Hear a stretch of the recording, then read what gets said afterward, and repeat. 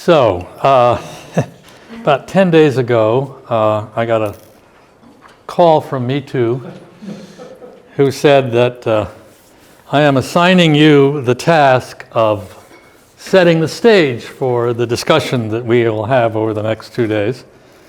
And as many of you have learned through Hard Knocks, you don't get to say no to Me Too. And so here I am, and we will hope that the stage is set with at least some preparatory material that is useful for you to think about for the next 2 days. And indeed, I'm delighted to welcome everybody, and many old friends and a few new colleagues, to what I believe is a fair statement, is the first contracts conference that focuses exclusively on the issue of contract production. And that's a notable event. Until recently, only a very few lonely voices, most of them present in this room, have been working to correct what has been a massive neglect in contract law scholarship. Now, we write countless law review articles and many books on the moral bases of contract.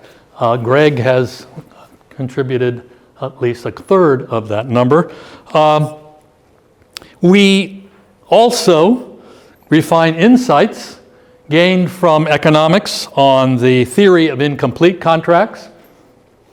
And more recently, we have turned, and here I plead guilty, we have turned our energies to the question of optimal contract design.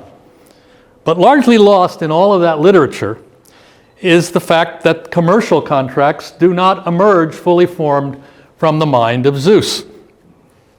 They're produced by lawyers who are charged with the task of implementing the design that, in an important sense, has already largely been agreed to by their clients. And let's start something that academics have failed to recognize. This requires a lot of skill. Clients, for starters, don't understand, in my experience, that the contract terms that the lawyers are asked to formulate are actually part of the product. And therefore, they will affect the price, which has actually already been usually agreed upon before the lawyer even gets to work. Now, operating under this and other constraints, the drafting lawyer must formulate terms that respond effectively to both the ex-ante performance stage and the ex-post enforcement stage of a contract's lifespan. So it's unsurprising that, mindful of their typical client's principal concerns, drafting lawyers generally attend more carefully to the performance stage. It's going to happen in the present. And devote less attention to the enforcement stage, which, after all, is only relevant in the unlikely event of a breach. It's also unsurprising that lawyers have turned to the considerable benefits of standardization to reduce the costs of formulating these enforcement terms for the contract. We know it's costly to write a contract from scratch. Instead, drafters look to their precedents. This is well known. Everybody needs a baseline for formulating the terms they need. And we need, before we start criticizing these precedents, we need to acknowledge their value. Having a menu of established contract terms from which a drafter can choose greatly simplifies and reduces the costs of production. Moreover, these precedents bring to bear a collective wisdom and experience that the drafter cannot access individually. So now, when the precedents developed by the contract drafters coalesce and become standardized across a market, then they emerge as boilerplate, standard language that is widely used by all or almost all of the parties who trade in that market. And again, great benefits. The unique benefits of boilerplate derive from the very process by which these prior precedents mature and are then recognized by the parties to the market and by the courts as having consistent meaning. The problem. The problem is that boilerplate and the precedents that precede it evolve in distinctly different ways. And here's the rub. This evolutionary process is not uniform across the market. Now, ideally, we would agree that boilerplate should evolve only as exogenous changes in the market dictate a new assignment of rights and responsibilities. But, in addition, these standardized terms evolve endogenously, and evolution proceeds randomly and at different rates in different markets. And we, as people who care about this process, are only just beginning to see how agency costs that separate the interests of the lawyers from that of their clients, asymmetries between the negotiating lawyers themselves, and differences in law firm structure and culture all affect the nature and pace of changes to the boilerplate. And then we are also only beginning to see how parties in these heterogeneous markets are unable to readily coordinate on a market solution to the many mutations that have infected this standard form. So our goal as scholars and practitioners who care about this should be to better understand these ways, the ways that these and many other factors affect the production process. Now, fortunately, we do have a starting point. Thanks to the path-breaking work of Marcel Kahan and Michael Klausner, we've known for more than 25 years that standardized language, that is boilerplate, if you will, creates inevitable trade-offs, including the willingness of parties to accept ill-fitting and suboptimal terms in order to secure the various benefits from the standard form. Now, the questions, I'm going to argue, that this trade-off generates ought to be front and center in contract scholarship today. And hopefully, if it is, those of us here today will provide some answers to those questions. Now, in reviewing the abstracts outlining your intended projects, I note with the appreciation of one who lacks any empirical skill that many, if not most of you, are intent on learning more about the facts of contract production in many different settings. Several of you are investigating the production of consumer boilerplate. Others are studying the evolution of boilerplate in arbitration clauses and joint bank accounts. Others are still looking at the effects of formal and informal networks on contract production. What is noteworthy and perfectly consistent with contemporary academic sensibilities is the emphasis in many of your abstracts on finding out about stuff, systematically seeking to find the facts on the ground. This focus of contemporary contract scholars on empirical work reminds me of a story. I have to say, some of you heard this story already. You're just going to have to bear with me. I've told it once before, but it's the only way that I can get my point across. So here it goes. Some years ago, my very good friend and former colleague, George Triantis, who just became the dean at Stanford Law School, said to me somewhat ruefully that my generation of contract scholars had managed to, quote, take all the low-hanging fruit. And my response then was that the observation might well be true, but the result was still fair because his generation had so many more skills with which to mine the fruit that was higher up on the branches of the tree. And I still think that my comment was a correct one, but in the years since I've decided that there is another metaphor that more accurately captures the relationship between my generation and yours, between the generations that have been studying and writing about contracts now for over 50 years. And this metaphor was a favorite of Charlie Whitebrick, a now departed friend and former colleague here at UVA. Charlie, as probably only a few remember, I know Paul, maybe Rip, was a great wit and an incredibly successful teacher of just about anything.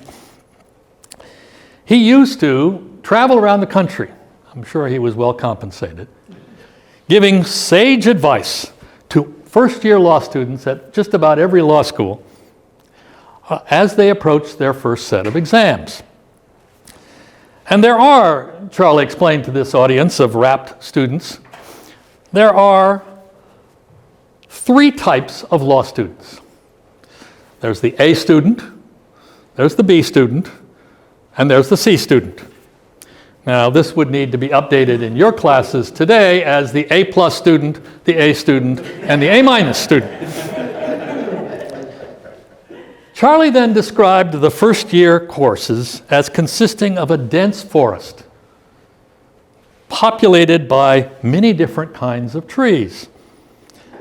The B student, he said, would approach the forest, find its density much too intimidating, and instead of entering the maze of the trees, would carefully walk around the perimeter and analyze its externally observable characteristics.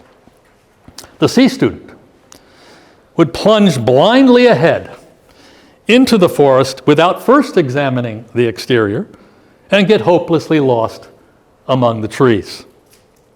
The A student, Charlie's ideal, would first walk around the forest carefully, noting its essential characteristics and looking for clues about the best way through. Then, having found a path among the various trees, would successfully emerge on the other side, having described both the whole and its many parts.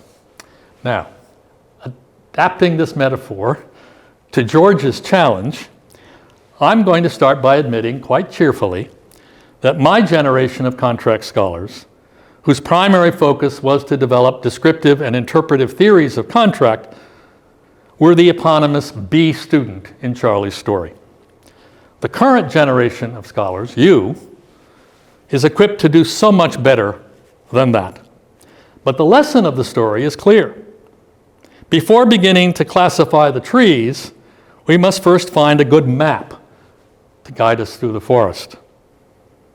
Theory, then, is a necessary precondition to harnessing the now widely available array of methodological skills because it ensures us that we deploy those skills in search of the facts that matter. So that is my parting shot for the current generation of scholars of today. Do you have a good map? A good map that points you to the facts that matter. And then, can you find those facts in a systematic and rigorous way? Now, since I believe, as strongly as I do, that theory and empirical inquiry must go hand in hand, I'm going to take a few minutes and trespass on your patience by summarizing some of the theoretical claims and supporting evidence that my co-authors, me too, Steve, and more recently Matt, have set out in a series of papers over the past decade, culminating in a book project, a portion of which I believe Me Too has sent to many of you. And the book is entitled The Contract Production Paradox because it centers on an essential trade-off. Trade-off between 2 central contract values. So we begin with a very strong theoretical claim. Drafters of commercial contracts optimize between efficient contract design and efficient production. And the thickness of the relevant market will determine the balance between bespoke design and standardized production. And the trade-off we see is the fact that given agency costs, the production benefits of standardization inevitably lead to errors, mutations from the standard form that measurably increase litigation risk. We call them landmines. And we go further. We also claim that not only do these landmines exist in a number of key markets, but that in some of these markets, they are pervasive and they persist across time and contracts. Now, we do this by conceiving of the contracting space as a continuum, ranging from, at one end, very thick liquid markets. We use as our exemplars corporate and sovereign debt, to, at the other end, very thin markets, which at the limit, you would imagine, would be the fully customized, individually crafted, bespoke contract. Now, the trade-off between design and production implies that we will find landmines throughout this continuum. And we do. We spend a good deal of effort on the thick market side, taking advantage of Me Too's encyclopedic knowledge of the sovereign bond contract and of current and contemporary restructuring efforts. And these thick markets have the highest degree of standardization, and thus we would predict these contracts would have the most landmines. And they do. We are also able to identify more than a dozen landmines that have exploded over the past decade or so during restructuring negotiations. And we are then able to classify them according to the different ways that these mutations occur, given the asymmetric character of legal representation in that market. Now we then turn to the thin market side of the continuum. In theory, if you could find a purely bespoke, individually drafted contract, one that would be completely customized, it would have no standard terms and no landmines. But we claim that, in fact, there is no meaningful real-world case of the individually drafted, purely bespoke contract. I've separately written the history of adaptation of contract and innovation, and you can find, in the middle of the 19th century, you can find some wonderful cases of individually crafted, bespoke contracts where there are three terms: delivery, price, and the time for performance. They don't exist anymore. Rather, all one-off contracts in the thin markets that do exist, when we call these quasi-bespoke, will have standardized terms, and therefore they will also feature landmines. And we test that claim by analyzing a random sample of one-off commercial contracts. Now, the optimizing strategy that we have as our archetype predicts that we would find many fewer landmines here, and we do. But the important point is that those that exist are prevalent and persistent. Now, notably, in both the thick and the thin market setting, there is evidence that the market for lawyers is divided between experts, gurus, and relative novices, lawyers who are simply not especially contract literate.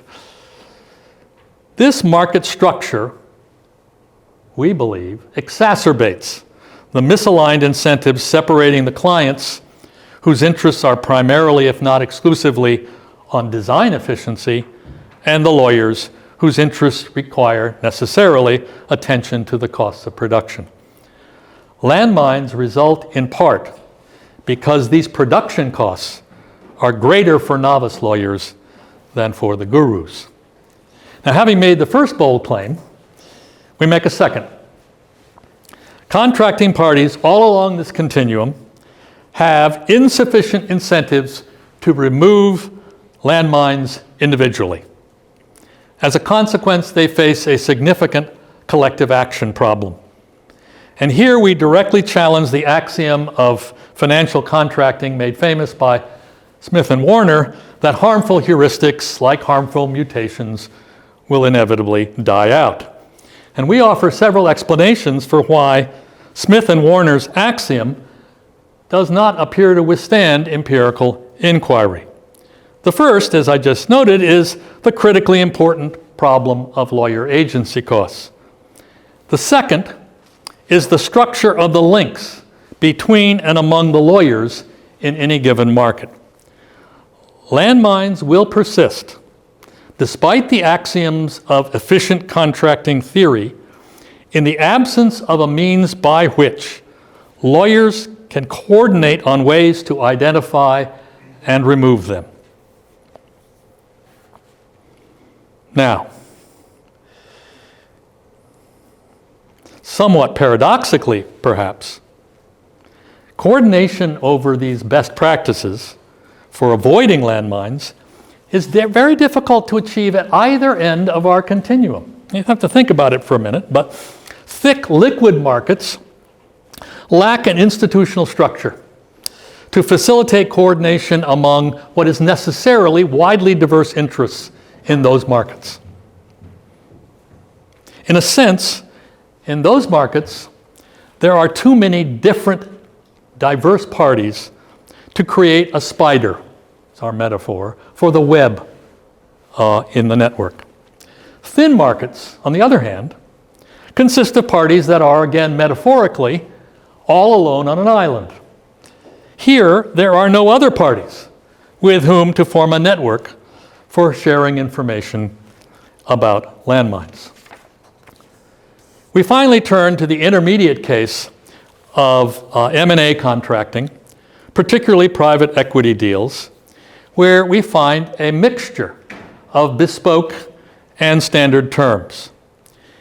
And we find, yes, there are landmines in that market, but we find also that the landmines in that market are more readily discovered and then diffused than at either pole of the continuum where coordination, as we've suggested, is infeasible. Evidence, which we continue to gather, from interviews and other qualitative investigations, supports the claim that M&A lawyers, at least in the private deal setting, have formed what we would call an informal network. It's not like Lisa Bernstein's cotton or corn structures. An informal network with a spider in the web that functions to coordinate landmine removal. Now, we're still in the process of testing these claims with data. Fortunately, as you know, I have partners who are world-class at that task. And so we believe that we can ultimately find solid support for this attempt to theorize about the production problem.